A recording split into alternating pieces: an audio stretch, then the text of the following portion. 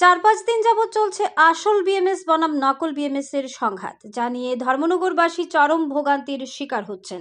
আজ তার পরিসমাপ্তি ঘটে। ধর্মনগরে ভারতীয় মজদুর সংঘ অর্থাৎ বিএমএস এর জেলা কার্যালয়ে এক সাংবাদিক বৈঠকের মাধ্যমে বিএমএস অর্থাৎ ভারতীয় মজদুর সংঘের জেলা কনভেনারের নাম ঘোষণা করা হয়। সাংবাদিক সম্মেলনে উপস্থিত ছিলেন রাষ্ট্রীয় স্বয়ংসেবক সংঘ জেলা সেবা প্রমুখ মনোজ কান্তি দাস, ভারতীয় জনতা পার্টির জেলা কমিটির সম্পাদক হারানচন্দ্র দাস সহ সম্পাদক জগজ্যোতি দেব সহ জয়জিৎ দেববর্মা।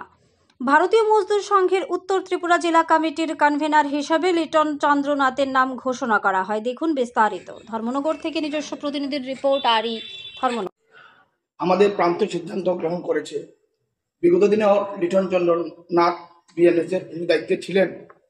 পুনরায় আমাদের সংগঠন আমাদের প্রাপ্ত যে লিটন চন্দ্রনাথকে আবার উত্তর ত্রিপুরা জেলার কনভেনার রূপে ওনাকে দেওয়া হয়েছে। পাশাপাশি লিটন দেবনাথের আমরা নেতৃত্বেই বলবো আগামীতে যে বিভিন্ন সেক্টর রয়েছে সেখানেও নাম ঘোষণা করা হবে। এটা আপনাদেরকে ক্লিয়ার করলাম যে এখন উত্তর ত্রিপুরার দায়িত্বে লিটন চন্দ্রনাথ। আগের যে কমিটিগুলি রয়েছে সে সব কমিটিকে ডিজলভ করে ঘোষণা করা হয়েছে প্রান্ত থেকে।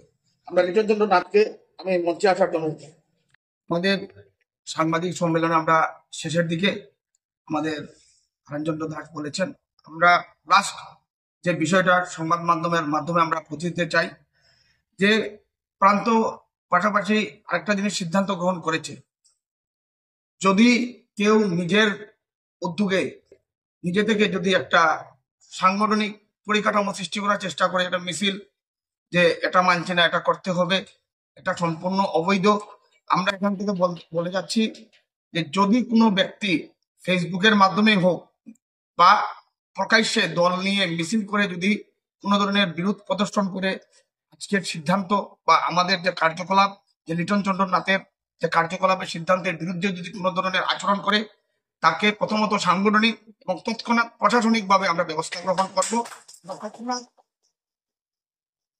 সংগঠন তো ওকে বহিষ্কার করবেই করবে, আর যদি দায়িত্ব না থেকে আলাদাভাবে যদি নতুন কিছু করার চেষ্টা করে তাকে আমরা তৎক্ষণাৎ প্রশাসনের মাধ্যমে যেটা আমরা ব্যবস্থা করা, সেটা অ্যারেস্ট হোক বা অন্য কিছু হোক, সেটা আমাদের প্রান্ত থেকে সিদ্ধান্ত গ্রহণ করা হয়েছে।